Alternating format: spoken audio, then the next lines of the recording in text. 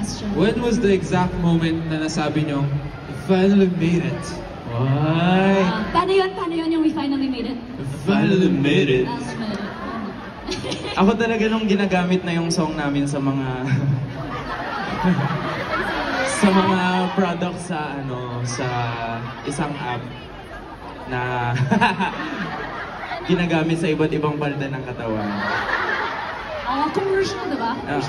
Ibig sabihin, nakakahatak din ang virus nila. Ang damdamin ko! Ganun.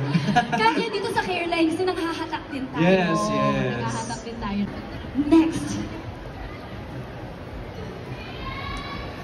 My question is, ay parang same lang din siya sa ano. Pili tayo ng next one. Wow, namili. Nagpabunot pa kayo. Sana pala namili na lang ako.